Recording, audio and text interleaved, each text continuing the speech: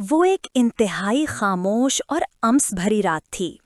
गर्मी की शिद्दत और बिजली की आंख मचोली ने मेरे जहन को बुरी तरह उलझा रखा था। मेरे कमरे का माहौल कुछ ऐसा था कि तन्हाई मुझे काटने को दौड़ रही थी। मेरा नाम समीर है और मैं अपनी जिंदगी में एक खास किस्म की खला महसूस कर रहा था। इस रात मेरी दिली कैफियत कुछ अजीब सी थी, जैसे मैं किसी अनकही ख्वाहिश के बोझ तले दबा हुआ हूँ। मुझे शिद्दत से एहसास हो रहा था कि काश कोई हो जो मेरी तन्हाई को समझे, मेरे जज्बात की कदर करे। लेकिन मेरी जिंदगी फिलहाल एक बंजर सहरा की मानंद थी, जहाँ दूर दूर तक कोई साया नहीं था।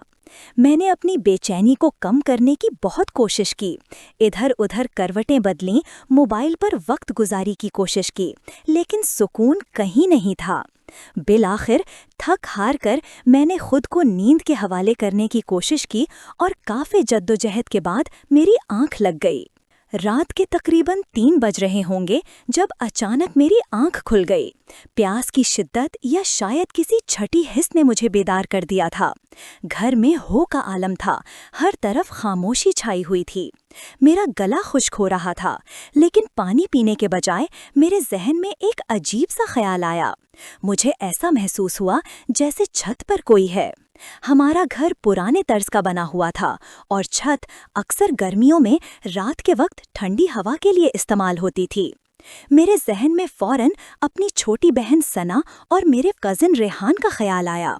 रेहान हमारी फूफों का बेटा था और अक्सर हमारे घर आता जाता रहता था। मुझे शक तो पहले भी था कि इन दोनों के दरमियान कुछ चल रहा है, लेकिन आज रात मेरा शक यकीन में बदलने वाला था। मैंने बिस्तर छोड़ा और दबे पांव सीढ़ियों की तरफ बढ़ा। मेरा दिल जोर जोर से धड़क रहा था, जैसे कोई खतरा मेरे सामने हो। मैं आहिस्ता आहिस्ता सीढ़ियां चढ़ता गया ताकि मेरे कदमों की आहट से कोई जाग न जाए। जब मैं छत के दरवाजे तक पहुंचा तो मेरा शक दुरुस्त साबित हुआ। छत के कोने में जहां हमारी पुरानी टूटी हुई चारपाई पड़ी थी, वहां से सरगोशियों की आवाजें आ रही थीं। रात की तारीकी गहरी थी, लेकिन चांद की मध्यम रोशनी में सब कुछ धुंधला सा नजर आ रहा था।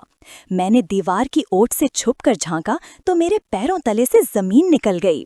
वहां सना और रेहान मौजूद थे और वो दोनों एक दूसरे की कुर्बत में खोए हुए थे। ये मंजर मेरे लिए इंतहाई हैरानकुन और किसी हद तक इश्तियाल अंगीज भी था। वो दोनों दुनिया और माफिया से बेखबर थे। उन्हें इस बात का अंदाजा ही नहीं था कि कोई तीसरी आंख उन्हें देख रही है। मेरे जहन में फौरन एक शैतानी ख्याल आया। मैंने सोचा कि क्यों ना इस मौके का फ़ायदा उठाया जाए। अगर मैं इनकी वीडियो बना लूं तो ये मुस्तकबिल में मेरे काम आ सकती है। मैंने जेब से अपना मोबाइल निकाला और कैमरा ऑन किया, लेकिन बदकिस्मती से छत पर रोशनी इतनी कम थी कि वीडियो बहुत धुंधली आ रही थी। इसके बावजूद मैं वहीं खड़ा रहा और इन दोनों को देखता रहा। मेरे अंदर के जज्बात भी मचल रहे थे। एक अजीब सी जलन और हसद के साथ साथ एक नामालूम ख्वाहिश भी मेरे रगों पे में दौड़ रही थी। मैं काफी देर तक उन्हें देखता रहा, यहाँ तक कि वो दोनों अपने हाल से फारिग होकर एक दूसरे से अलग होने लगे। जैसे ही उन्हें महसूस हुआ कि अब उन्हें नीचे जाना चाहिए, मैं फौरन उनके सर पर जा पहुंचा। मेरी अचानक आमद ने उन दोनों पर बिजली गिरा दी। सना ने मुझे देखा तो उसके चेहरे पर हवाइयां उड़ने लगीं। वो खौफ से कांपने लगी और जल्दी जल्दी अपना हुलिया दुरुस्त करने लगी। रेहान की हालत भी गैर थी। वो वहां से भागने की कोशिश करने लगा। मैंने भारी और गुस्सीली आवाज में कहा, रेहान, वहीं रुक जाओ। अगर एक कदम भी आगे बढ़ाया तो मैं अभी शोर मचा दूंगा। मेरी आवाज में इतनी सख्ती थी कि रेहान के कदम वहीं जम गए। मैंने उन्हें याद दिलाया कि रात काफी हो चुकी है। अगर मैंने जरा सा भी शोर किया तो अम्मी और अब्बू जाग जाएंगे, और सबसे बढ़कर मेरा बड़ा भाई फहद, जो गुस्से का बहुत तेज है। वो तुम दोनों का क्या हशर करेगा, तुम सोच भी नहीं सकते। मेरी ये धमकी काम कर गई। सना और रेहान दोनों मेरे कदमों में गिरने वाले हो गए। सना रोते हुए मेरी मिन्नतें करने लगी, भाई, खुदा का वास्ता है, किसी को मत बताना, हमारी इज्जत का सवाल है। अम्मी अब्बू मर जाएंगे अगर उन्हें पता चला। रेहान भी हाथ जोड़कर माफी मांगने लगा। इस वक्त मैं खुद को बहुत ताकतवर महसूस कर रहा था। मैं एक तीर से 2 शिकार करना चाहता था। मेरे जहन में फौरन रेहान की बहन निदा का ख्याल आया। निदा बेहद खूबसूरत और दिलकश लड़की थी और मैं उसे पसंद करता था। मैंने सोचा कि ये बेहतरीन मौका है कि रेहान को ब्लैकमेल करके अपना रास्ता साफ किया जाए। मैंने रेहान को बाजू से पकड़ा और थोड़ा साइड पर ले गया। मैंने रेहान की आंखों में आंखें डालकर कहा, देखो रेहान, अभी रात के 4 बज रहे हैं। तुम इस वक्त मेरे घर में हो और ऐसी हालत में पकड़े गए हो कि अगर मैं चाहूँ तो तुम्हारी जिंदगी बर्बाद कर सकता हूँ, पुलिस बुला सकता हूँ या घर वालों को इकट्ठा कर सकता हूँ। लेकिन मैं ऐसा नहीं करूँगा अगर तुम मेरी एक बात मान लो। रेहान की जान में जान आई। उसने जल्दी से कहा, समीर भाई, आप जो कहेंगे मैं करूंगा। मैं सारी जिंदगी आपका एहसान नहीं भूलूंगा। बस ये बात यहीं दबा दें। मैं तो यहाँ आना ही नहीं चाहता था। सना ने मुझे मजबूर किया था। आप चाहें तो पूछ लें। सना ने भी इकरार किया कि उसने ही उसे बुलाया था। मैंने सना को डांट कर खामोश करवा दिया और कहा, तुम चुप रहो, मैं बाद में तुमसे निपटूंगा। अभी मैं रेहान से बात कर रहा हूँ। मैंने पहले तो इन दोनों को खूब डराया धमकाया ताकि वो मुकम्मल तौर पर मेरे दबाव में आ जाएं। जब मुझे यकीन हो गया कि वो बुरी तरह डर चुके हैं तो मैंने अपना असल मुद्दा बयान किया। मैंने रेहान से कहा, देखो रेहान, मैं सीधी बात करने का आदी हूँ।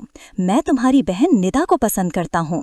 मैं चाहता हूँ कि तुम मेरी उससे सेटिंग करवा दो, मेरे लिए रास्ते हमवार करो, उसे मेरे बारे में बताओ और उसे मुझसे मिलने पर राजी करो।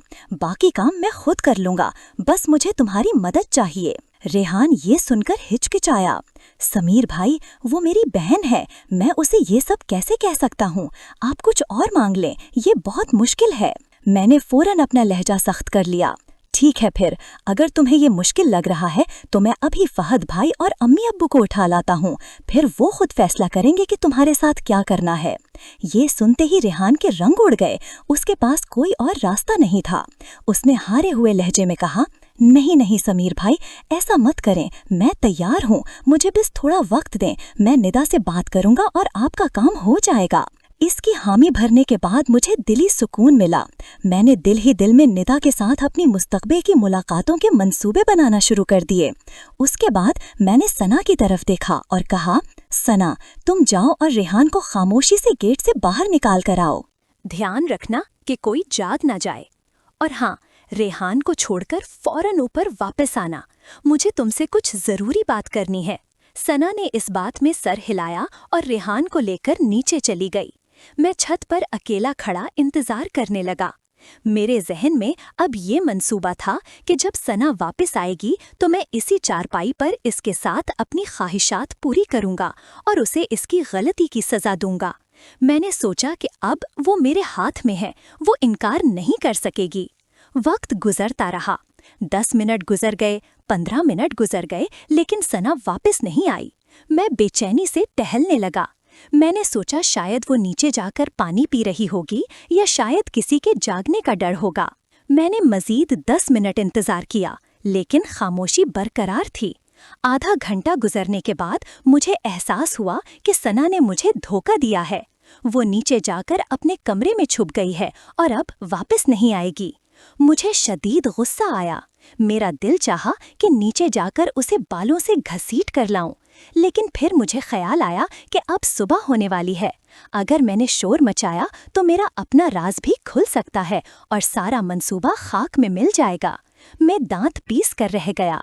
आज रात मेरा शिकार हाथ आते आते रह गया था, जिसका मुझे बेहद अफसोस था। गुस्से और मायूसी के आलम में मैं वापस अपने कमरे में आया और बिस्तर पर लेट गया। नींद तो मेरी आंखों से कोसों दूर थी। मेरे जहन में बार बार यही ख्याल आ रहा था कि काश मैं सना को नीचे जाने ही न देता। खैर, अब जो होना था वो हो चुका था। मैं इसी उड़ेड़-बेन में लेटा रहा कि किसी न किसी तरह निदा को हासिल करके रहूंगा। अगली सुबह मेरी आंख काफी देर से खुली क्योंकि रात भर की बेचैनी ने मुझे सोने नहीं दिया था। घड़ी देखी तो 10 बज रहे थे। इतने में अम्मी मेरे कमरे में आईं और कहने लगीं, अरे समीर, अभी तक सो रहे हो? उठो, जल्दी से नाश्ता कर लो। और हाँ, याद है ना, आज हम सब पेशावर जा रहे हैं शादी पर, तुमने शाम की तैयारी करवानी है। अम्मी की बात सुनकर मुझे झटका लगा। ओ खुदाया, आज तो पेशावर जाने का प्रोग्राम था। रात के हंगामे में ये बात मेरे जहन से बिल्कुल निकल गई थी। पेशावर का सफ़र, वो भी पूरी फैमिली के साथ, ये तो बहुत ज़बरदस्त मौका था। लेकिन अब मेरा मूड बुरी तरह ख़राब हो चुका था। मैं बोझिल दिल के साथ बिस्तर से उठा और मुंह हाथ धोने चला गया। जब मैं तैयार होकर नाश्ते की मेज़ पर पहुंचा तो वहां सना मौजूद नहीं थी।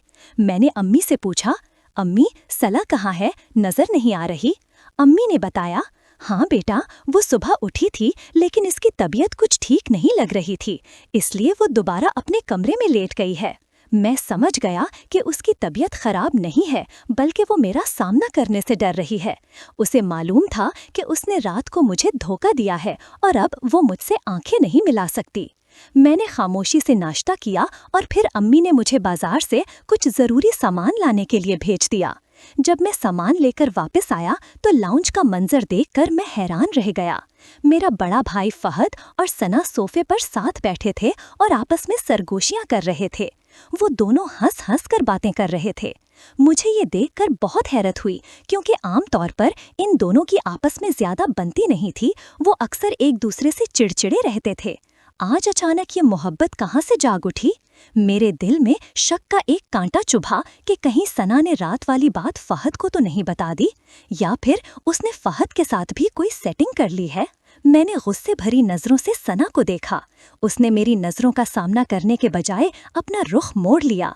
मैं समझ गया कि वो मुझसे कतरा रही है। मैंने सोचा कि इसे व्हाट्सएप पर मैसेज करके धमकाता हूँ, लेकिन जब मैंने अपना फोन निकाला तो देखा कि इसकी डीपी गायब थी। उसने मुझे ब्लॉक कर दिया था। मेरा गुस्सा अब 7वें आसमान पर था, लेकिन मैं कुछ कर नहीं सकता था।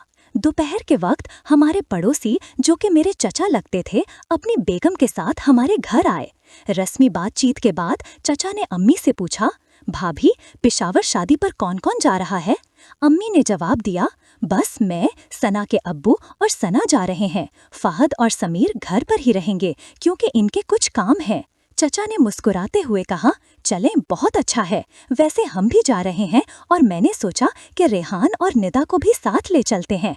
गाड़ी में जगह है, बच्चे आपस में खुश रहेंगे और सफ़र अच्छा कट जाएगा। ये सुनते ही मेरे पैरों तले से ज़मीन निकल गई। क्या रेहान और निदा भी जा रहे हैं और सना भी उनके साथ होगी? मेरा दिमाग भग से उड़ गया। मैंने फौरन सारा मंजरनामा जोड़ लिया। ये इन लोगों की पहले से तयशुदा प्लानिंग थी। रेहान, निदा और सना पेशावर के इस सफ़र में इकट्ठे होंगे। रेहान और सना को वहाँ खुलकर मौका मिलेगा और मैं यहाँ घर में हाथ मलता रह जाऊंगा। सबसे बढ़कर ये कि निदा भी वहीं होगी और मैं इस सफ़र से महरूम रह गया। मैंने बेबसी से सना की तरफ देखा, जिसके चेहरे पर अब एक हल्की सी फातिहाना मुस्कुराहट थी। मुझे अपनी बेवकूफ़ी पर शदीद गुस्सा आया कि मैंने पेशावर जाने से इनकार क्यों किया था। मैंने सोचा कि अब कुछ भी हो जाए, मुझे इस खेल में वापस आना होगा। लेकिन फिलहाल वो सब हंसी खुशी सफ़र की तैयारियों में मसरूफ़ थे और मैं अपनी हसद और पछतावे की आग में जल रहा था। ये कहानी अभी ख़त्म नहीं हुई थी, बल्कि एक नई जंग का आगाज़ होने वाला था।